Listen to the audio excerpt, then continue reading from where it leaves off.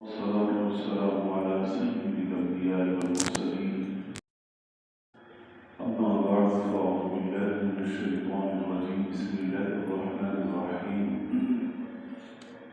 والصلاة والسلام عليك يا رسول الله وعلى صبر الصلاة والسلام عليك يا رسول الله وعلى آلك وصحبك يا حبيب الله. الصلاة والسلام عليك يا رحمة للعالمين.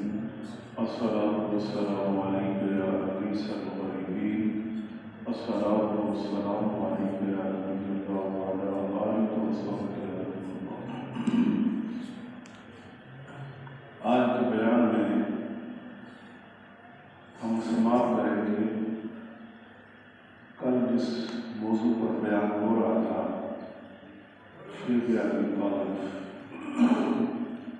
جس میں آپ صلی اللہ علیہ وسلم اور آپ کے ساتھ بنو مطلب، بنو ہاشم، حضرت ابو طالب، ان کے خاندان کے لوگوں پر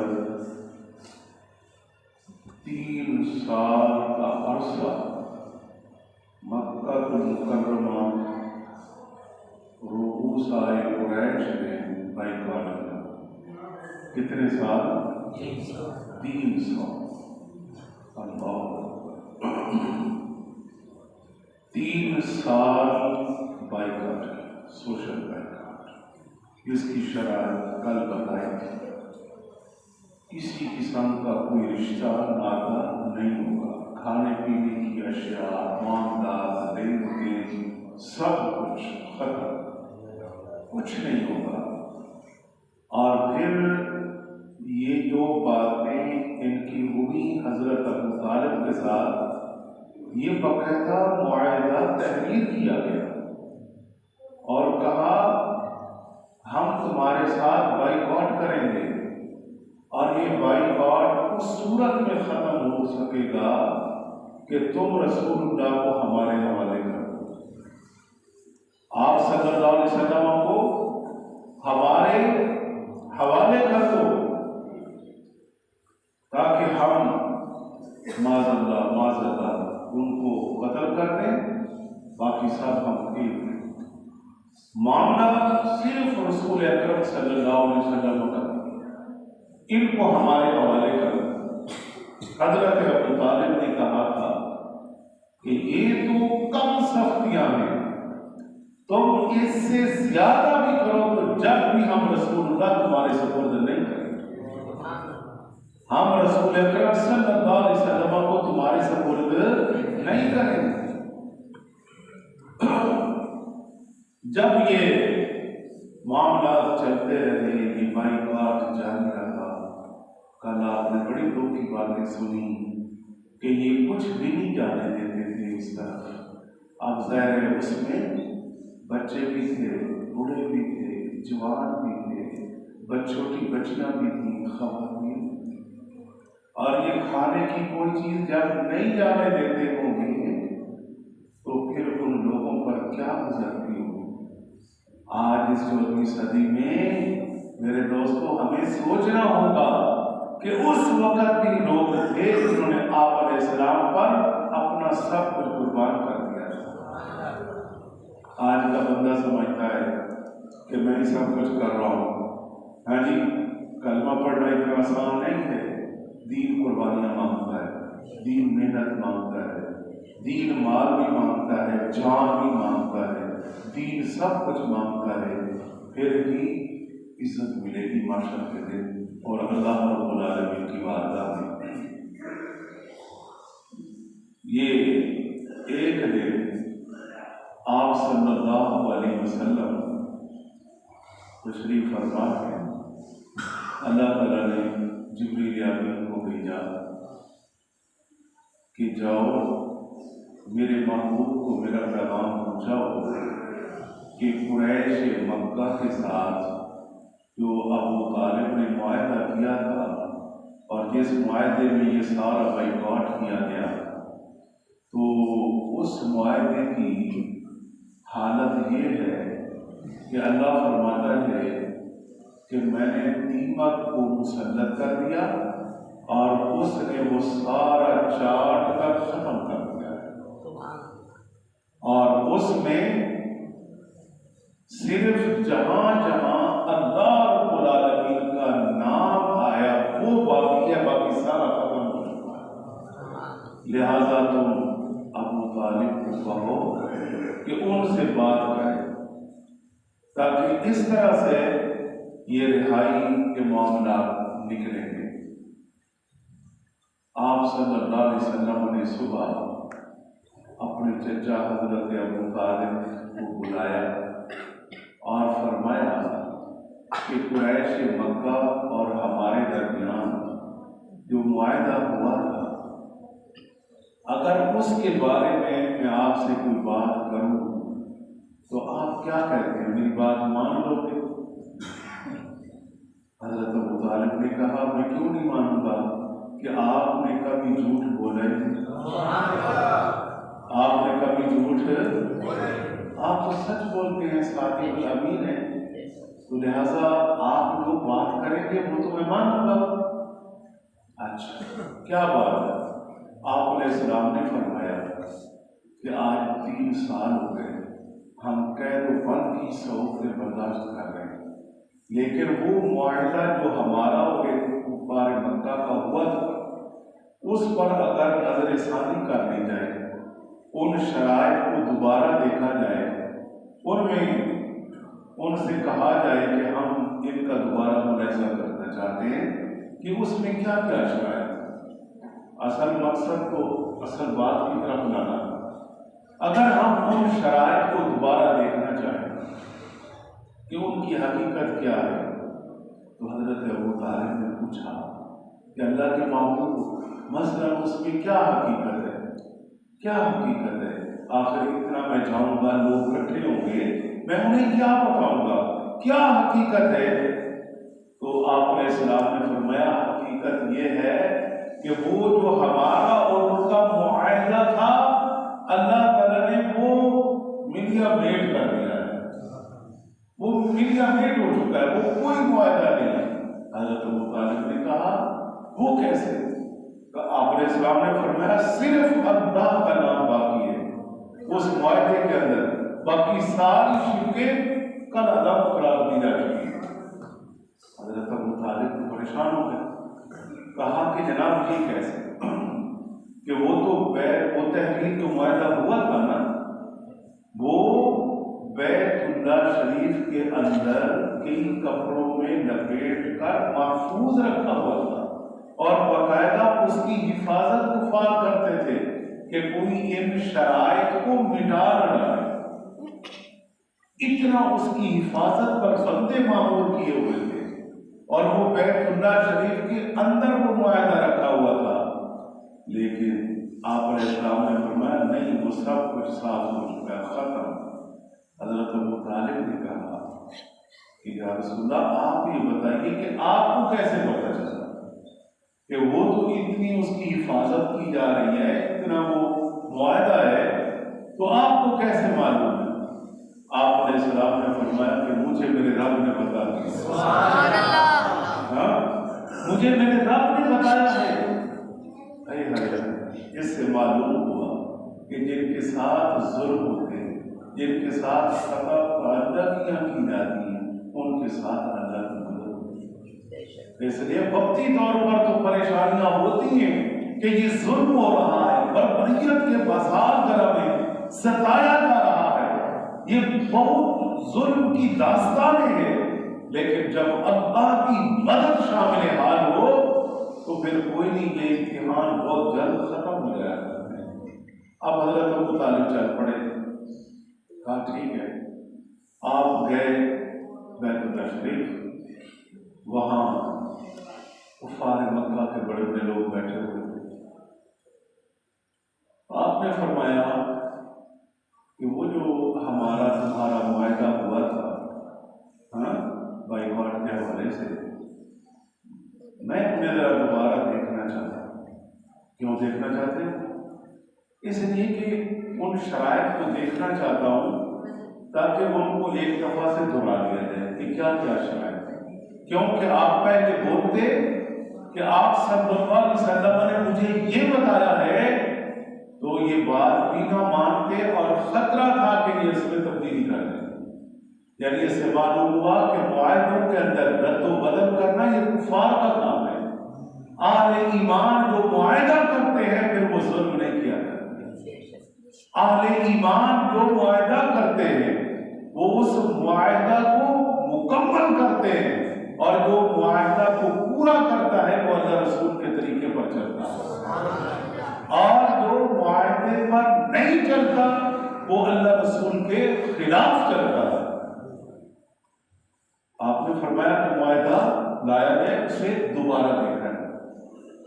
پہلے تو وہ نہیں مانے، انہوں نے کہا یہ کیسے، وہی شرائط ہے، وہی کچھ ہے جو کچھ تمہارے ساتھ ہو رہا ہے۔ آپ نے فرمایا نہیں، آخر وہ ان میں بھی کوئی تھے، انہوں نے کہا یہ کیا بات ہے، ایک وہ تحریر ہے وہ لکھی ہوئی دیکھنی ہے، بس کوئی نہیں، وہ دیکھ کے تو چلے جائیں۔ چلو اب اتنے میں وہ اٹھے، بیت اللہ شریف کے اندر داخل ہوئے، وہ معاہدہ جو کئی کپڑوں کے اندر لپیٹا ہوا تھا وہ تحریر اس کو اٹھا کر لائے۔ جب معاہدہ کپڑوں میں بند تھا اور سامنے رکھ دیا گیا، سامنے رکھے جانے کے بعد اب حضرت ابو طالب نے فرمایا ٹھہریے۔ اب کیا فرمایا؟ ٹھہریے۔ اچھا کیوں؟ کہا کہ اس کپڑے سے اس تحریر کو سامنے لانے سے پہلے میں تم سے ایک بات کرنا چاہتا ہوں۔ انہوں نے کہا جی وہ کیا بات ہے؟ کہا کہ بات یہ ہے کہ محمد رسول اللہ صلی اللہ تعالی علیہ وسلم فرماتے ہیں کہ وہ معاہدہ جو ہمارا تمہارا ہوا ہے، اس معاہدے میں جہاں جہاں اللہ رب العالمین کا نام تھا وہ باقی ہے، اس کے علاوہ سب کچھ ختم ہو چکا ہے، یعنی کوئی تحریر باقی نہیں، لہذا وہ ملیا میٹ ہو چکا ہے۔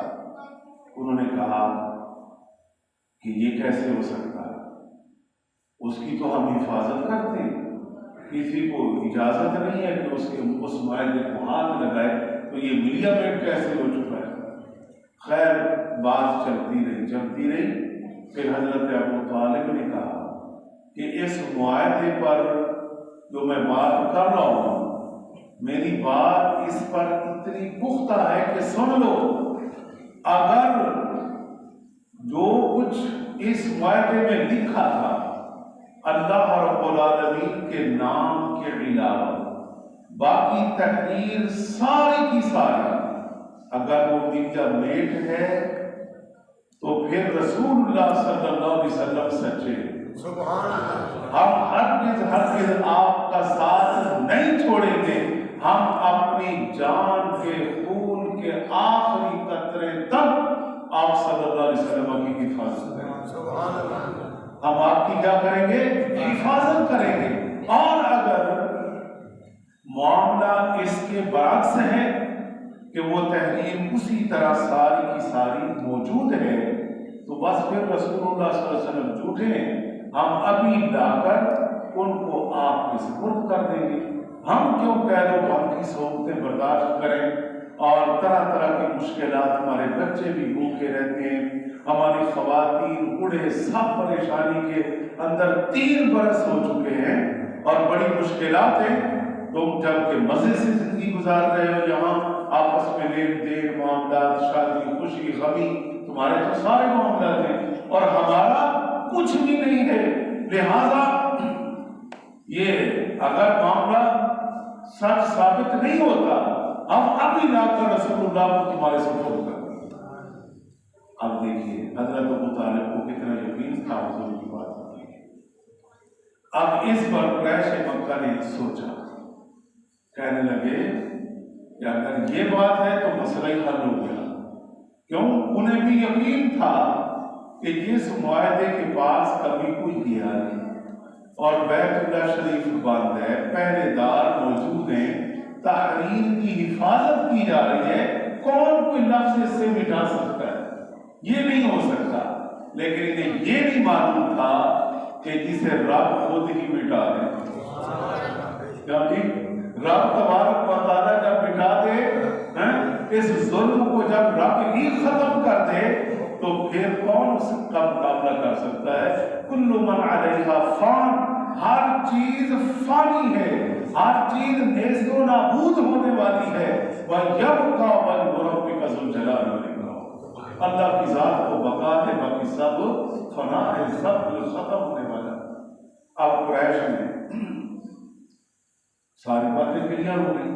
اب انہوں نے جناب اس کا کئی کپڑوں میں اس لپٹی تحریر کو کھولنا شروع کر دیا.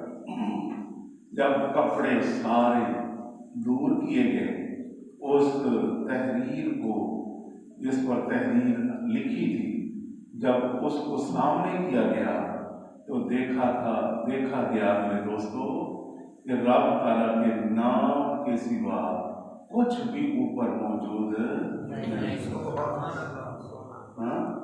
کچھ بھی موجود نہیں تھا. اب کفار مکہ کے تو ہوش و حواس اڑ گئے، وہ تو اب پریشان ہو گئے کہ اب چاہیے تو یہ تھا کہ رسول اللہ صلی اللہ علیہ وسلم سچے ہیں، آپ کے قدموں میں گر جاتے اور معافی مانگتے اور دین اسلام میں داخل ہو جاتے. کیونکہ رسول اللہ صلی اللہ علیہ وسلم 3 سال ہو گئے جنہوں نے اس تحریر کو دیکھا نہیں، تحریر کے پاس نہیں آئے، اس معاہدے کو دیکھا نہیں. اور وہ تو 3 سال سے سب لوگ جو آپ کے ساتھ تھے وہ تو قید و بند کی سہولتیں برداشت کر رہے ہیں، ان میں سے تو کوئی وہاں تحریر تک پہنچ نہیں سکتا. اس سے معلوم ہوا کہ جن کے ساتھ رب عز و جل ہو اس کو کوئی دبا سکتا نہیں اور اس کو کوئی بھی مٹا سکتا نہیں. آخر یہ جو ظلم ہوتا ہے نا، ایک دن اس نے ختم ہونا ہوتا ہے، ایک دن اس نے نیست و نابود ہونا ہوتا ہے. لیکن یہ ابو لہب، ابو جہل، انہوں نے کیا کیا؟ انہوں نے یہ کیا کہ یہ آپ صلی اللہ علیہ وسلم نے جادو کے ذریعے اس تحریر کو مٹا دیا. اب اور کچھ نہیں ملا تو کہا جادو ہو گیا. بدبختی کا عالم دیکھیے، کمزور. یہ نہیں ہے کہ تم سیدھے ہو جاؤ کہ تم بتوں کی پوجا کرتے ہو نا، بت کچھ نہیں ہے، جس کا نام باقی ہے بس وہی ہے سب، لہذا اللہ کی طرف آ جاتے. لیکن فی قلوبہم مرض فزادہم اللہ مرضا، کہ جن کے دلوں میں بیماری ہے اللہ نے ان کی بیماری کو اور بڑھا دیا ہے. وَيَمُدُّهُمْ فِي طُغْيَانِهِمْ يَعْمَهُونَ، اللہ انہیں ڈھیل دیتا ہے، وہ اپنی سرکشی میں حیران پھرتے ہیں. چاہیے تھا اللہ ان پر عذاب نازل کرے، لیکن رب تعالیٰ نے قرآن میں فرمایا ہے آپ جلدی سے عذاب نازل نہیں کرتے، ہم ڈھیل دیتے. شاید ان کو کوئی عقل آ جائے، کل قیامت کے دن اللہ کی بارگاہ میں حاضر ہو کر یہ نہ کہہ سکے کہ اے اللہ تو نے بھی تو جلدی ہم پر عذاب نازل کر دیا تھا، تو نے بھی تو ہمیں موقع نہیں دیا. اس لیے اللہ تعالیٰ ڈھیل دیتا ہے کافروں کو، منافقوں، مشرکوں. اور آج کے ظالم بھی کسی پر کوئی ظلم کر رہا ہے تو وہ یہ نہ سمجھے کہ میرا ظلم ہمیشہ چلتا رہے گا. اور تو یہ سوچ کہ ممکن ہے ایسا ہو کہ اللہ کے ہاں تجھے ڈھیل دی جا رہی ہو، اور پھر جب اللہ پکڑتا ہے تو ان بطش ربک لشدید، بے شک تیرے رب کی پکڑ بڑی سخت ہے. جب پکڑتا ہے تو پھر چھوڑتا نہیں. ہاں جی، جب پکڑتا ہے. اس لیے آج جو ظلم کر رہے ہیں انہیں سوچنا ہوگا، انہیں دیکھنا ہوگا. لیکن اللہ تعالیٰ کتنا بے نیاز ہے. جب انہوں نے جادو کہہ کر معاملہ ختم کیا، حضرت ابو طالب تو پھر بیت اللہ شریف کے برتنوں کو پکڑا اور آپ کے ساتھ جو بنو مطلب کے دیگر لوگ آئے تھے، بنو ہاشم کے لوگ آئے تھے، انہوں نے بیت اللہ کی در و دیوار سے لپٹ کر اللہم انصرنا علی من ظلمنا، اے اللہ اس ظلم کے خلاف ہماری مدد فرما، تیرے سوا ہمارا کون ہے. حضرت ابو طالب اور آپ کے ساتھی روتے جا رہے تھے اور دعائیں کرتے جا رہے تھے کہ اے اللہ یہ ظالم لوگ تو آج حقیقت ماننے کو تیار نہیں ہے، لیکن اے بے نیاز رب تو ہمارا مددگار ہے، تو ہماری مدد فرما. حضرت ابو طالب اور آپ کے ساتھی بیت اللہ سے روتے رہے، دیواروں سے لپٹ کر روتے رہے اور دعائیں کرتے کرتے واپس چلے گئے۔ جب واپس چلے گئے تو پھر اللہ تعالیٰ نے وہی مکہ میں 4 لوگ پیدا کیے، 4 لوگ، مختصر کر رہا ہوں، 4 لوگ جن میں پہلا کام حشام بن عمرو ہے کہ یہ سب سے پہلے میدان میں آیا کہ میں اس کے لیے کیا کردار ادا کر سکتا ہوں، تو اس کے لیے وہ چل نکلا، زہیر کے پاس آیا، اور یہ ابھی مسلمان نہیں ہوئے تھے۔ زہیر کو کہا کہ دیکھیں وہ بھی تو ہمارے عزیز ہیں نا، کہ جو اتنی قید و بند کی صورتیں کاٹ رہے ہیں، کیوں نہ ہم اس کے لیے کچھ کریں۔ تو زہیر نے کہا کہ میں اکیلا کیا کر سکتا ہوں، کوئی ایک آدمی اور تلاش کرو۔ تو ایسا سے حشام نے کہا ایک تو ہے اور ایک میں، یہ ہاتھ کی آواز بلند ہو رہی ہے۔ پھر زہیر نے کہا کہ ایسا کرو ایک اور ڈھونڈ لو۔